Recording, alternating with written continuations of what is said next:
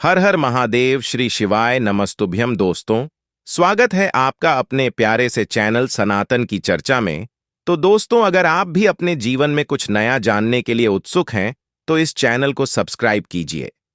दोस्तों, पूज्य गुरुजी कहते हैं कि यदि आपके चेहरे पर काले धब्बे हो गए हैं, काले दाग हो गए हैं, या आपकी आंखों के नीचे कालापन आया जा रहा है, आपकी त्वचा में झुर्रियां पड़ रही हैं, या फिर आपके चेहरे पर कील मुहासे दाग धब्बे आए जा रहे हैं, या आपकी स्किन में खुजली होती है, यानी आपके शरीर में, आपके चेहरे पर स्किन से संबंधित कोई भी रोग हो गया हो, आपकी त्वचा काली पड़ती जा रही हो, तो पूज्य गुरुजी कहते हैं कि आपको किसी भी दिन सिर्फ एक बेलपत्र का ये अचूक उपाय करना है। ये उपाय करने के बाद आपके चेहरे पर निकलने वाले कील मुहासे, दाग धब्बे, कालापन सब कुछ धीरे धीरे समाप्त होना प्रारंभ हो जाएगा। तो चलिए जानते हैं क्या है वो उपाय। पूज्य गुरुजी अपनी शिव महापुराण की कथा में बता चुके हैं कि ऐसे बहुत से लोग हैं जो अपने पत्र में हमें ये लिखकर बता चुके हैं कि उनके चेहरे पर पहले बहुत दाग धब्बे निकल आए थे, उनकी आंखों के नीचे कालापन हो गया था, चेहरे पर काले दाग पड़ गए थे, लेकिन बेलपत्र का सिर्फ ये उपाय करने के बाद उनके चेहरे की ये सारी परेशानियां धीरे धीरे समाप्त होने लगी।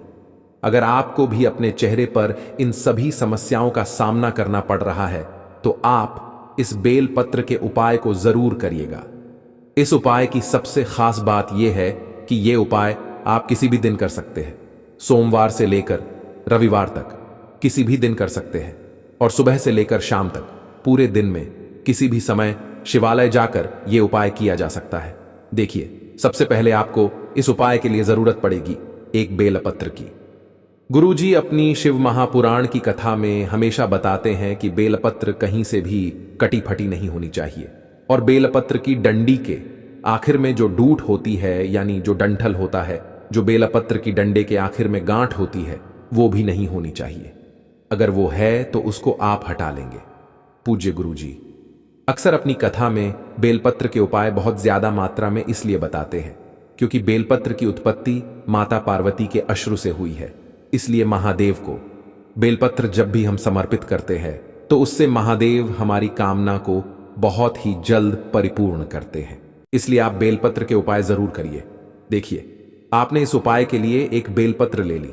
अगर आपके पास बेलपत्र नहीं है तो गुरुजी कहते हैं कि आप शिवालय जाकर शिवलिंग के ऊपर छड़ी हुई बेलपत्र को उठाकर जल से शुद्ध करके फिर उसका इस्तेमाल भी कर सकते हैं।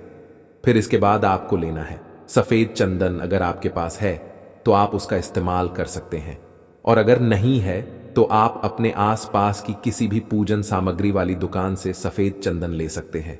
अगर आपको लकड़ी के रूप में मिल जाता है तो उस रूप में ले लीजिए, और अगर आपको पाउडर के रूप में मिलता है तो उस रूप में ले लीजिए। अगर लकड़ी के रूप में मिलता है तो उसको आप घिसकर उसमें शुद्ध जल मिलाकर उसका इस्तेमाल कर लीजिए, और अगर पाउडर रूप में मिलता है तो उसमें शुद्ध जल डालकर उसका इस्तेमाल कर लीजिए। फिर इसी के साथ सबसे आखिर में आपको जरूरत पड़ेगी रुद्राक्ष के जल की। देखिए, अगर आपके पास कोई भी रुद्राक्ष हो, जरूरी नहीं कि वो सीहोर का ही रुद्राक्ष हो। गुरुजी कहते हैं कि इस उपाय के लिए आपके पास कोई भी रुद्राक्ष अगर नहीं है तो आपके आस पड़ोस में अगर किसी के पास रुद्राक्ष हो, या फिर आपके रिश्तेदारी में अगर किसी के पास रुद्राक्ष है तो आप उनसे मांग लीजिए। उस रुद्राक्ष को मांगकर उसे एक दिन पहले आप रात में तांबे के लोटे में थोड़ा जल डालकर उसी में यह रुद्राक्ष डालकर भोलेनाथ के सामने रख दीजिए। देखिए, इस रुद्राक्ष वाले जल का बहुत महत्व है इस उपाय के लिए। इसीलिए आप लोग कहीं से भी कोशिश करके एक रुद्राक्ष की व्यवस्था कर लीजिएगा, और उस रुद्राक्ष को रात में एक लोटे जल में डालकर पूरी रात के लिए वहीं पर छोड़ दीजिए। भोलेनाथ के सामने, आपके घर में जो महादेव की मूर्ति हो या जो भी प्रतिमा हो, उनके सामने ये एक लोटा जल रख दीजिएगा, और फिर सुबह ये रुद्राक्ष निकाल लीजिएगा और इस एक लोटा जल को अपने पास रख लीजिएगा। अब ये तीनों सामग्री, एक बेलपत्र, सफेद चंदन और ये एक लोटा जल, ये तीनों सामग्री लेकर आपको शिवालय पहुंचाना है। पहले भी आपको बताया जा चुका है कि ये उपाय आप किसी भी दिन कर सकते हैं, और सुबह से लेकर शाम तक किसी भी समय कर सकते हैं। अब ये सारी सामग्री लेकर शिवालय पहुंचने के बाद आप सबसे पहले एक काम करिएगा कि आप दक्षिण दिशा में बैठ जाइए और उत्तर दिशा की तरफ अपना फेस कर लीजिए। लेकिन अगर शिवालय में भीड़ है तो फिर आप किसी भी दिशा में बैठ सकते हैं। गुरुजी अक्सर कहते हैं कि पहले आप कोशिश किया करिए कि दक्षिण दिशा में बैठे, लेकिन अगर भीड़ है तो फिर आप किसी भी दिशा में बैठकर पूजन प्रार्थना कर सकते हैं। अब सबसे पहले शिवलिंग के सामने बैठकर आप बेलपत्र की नीचे वाली 2 पत्तियों पर देखिए। बेलपत्र में 3 पत्तियां होती हैं, एक ऊपर की ओर होती है और नीचे की ओर 2 होती है। तो नीचे की ओर जो 2 पत्तियां हैं उनमें चिकनी तरफ आपको ये सफेद चंदन लगा देना है। सफेद चंदन जो आपने लेप की तरह तैयार किया है, थोड़ा सा जल डालकर उसे पेस्ट की तरह तैयार किया है, उस चंदन को इन दोनों पत्तियों पर बहुत अच्छे से लगा देना है।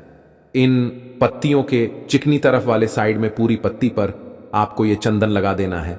उसके बाद यही बेलपत्र आपको माता अशोक सुंदरी वाले स्थान पर रख देना है।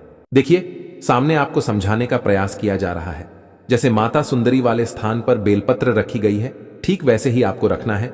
बेलपत्र की डंडी जलाधारी की तरफ रहेगी।